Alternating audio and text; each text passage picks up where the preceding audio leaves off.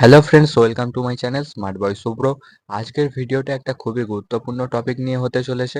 আজকের ভিডিওতে বলবো কিভাবে তোমরা তোমাদের প্রাইভেট ফটো ভিডিওগুলো হাইড করে রাখবে, তাও কোনো অ্যাপ ছাড়াই। তাই ভিডিওটা শেষ পর্যন্ত দেখতে থাকো, ভিডিওটা খুব কাজের হতে চলেছে। তোমরা যে ফটো ভিডিওগুলো হাইড করে রাখবে, প্রথমত সেগুলো কেউ খুঁজে পাবে না। দ্বিতীয়ত যদি কেউ খুঁজেও পায় সেগুলো দেখতে পারবে না, কারণ তাতে পাসওয়ার্ড সেট করা থাকবে।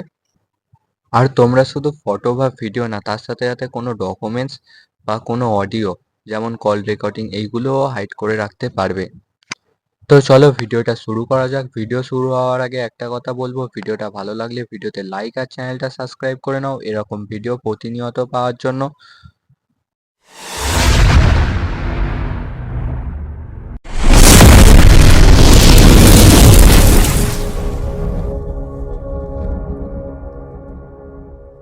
তো সবার প্রথমে তোমরা তোমাদের ফোনের ফাইলস অ্যাপটিকে ওপেন করে নেবে।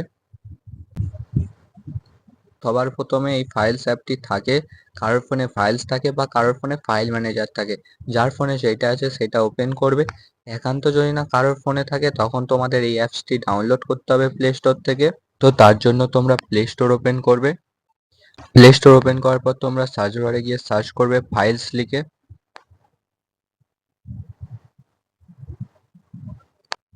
ফাইলস লিখে সার্চ করার পর তোমাদের সামনে এই অ্যাপটি চলে আসবে, ফাইলস বাই গুগল।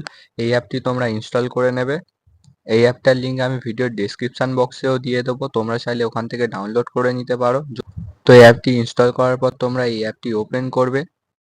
তারপর তোমরা এখানে সেভ ফোল্ডারে চলে যাবে। তো যাদের ফাইল ম্যানেজার আছে তারা এই সেভ ফোল্ডার অপশানটি খুঁজে বের করবে। তারপর এখানে ক্লিক করবে সেভ ফোল্ডারে। যখন প্রথমবারের জন্য তোমরা সেভ ফোল্ডারটা ওপেন করবে, তোমাদের একটা পাসওয়ার্ড সেট করতে হবে।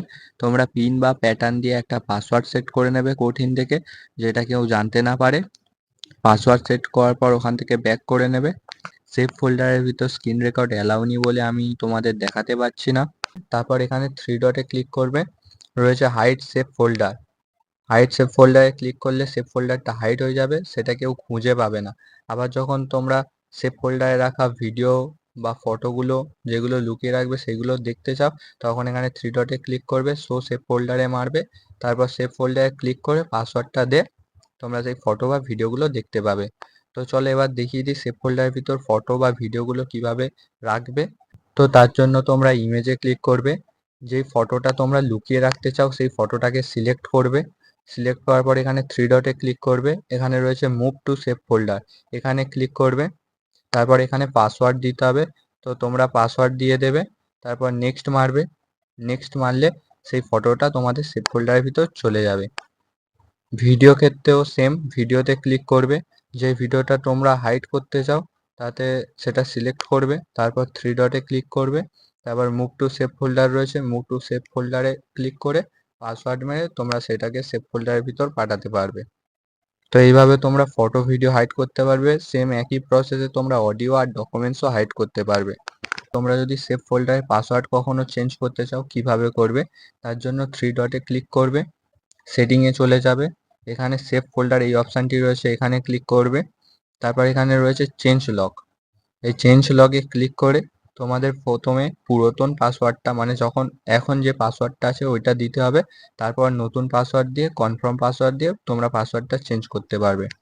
তারপর এখানে রয়েছে একটা অপশান রিসেট সেভ ফোল্ডার, মানে তোমরা যদি কখনো তোমাদের সেভ ফোল্ডারের পাসওয়ার্ডটা ভুলে যাও, তখন তোমরা এই রিসেট সেভ ফোল্ডারে মেরে তোমাদের পাসওয়ার্ডটা ডিলিট করতে পারবে। কিন্তু মনে রাখবে যে তখন সেভ ফোল্ডারের ভিতর যে ফাইলস, ডকুমেন্টস, ফটোগুলো থাকবে সেইগুলোও ডিলিট হয়ে যাবে তার সাথে। তাই সেভ ফোল্ডারের পাসওয়ার্ড এমন রাখবে যাতে যেটা তোমার সবসময় মনে থাকে। তো আজকের এই পর্যন্তই। ভিডিওটা ভালো লাগলে ভিডিওটা একটা লাইক আর চ্যানেলটা সাবস্ক্রাইব করে নাও এরকম প্রতিনিয়ত ভিডিও পাওয়ার জন্য।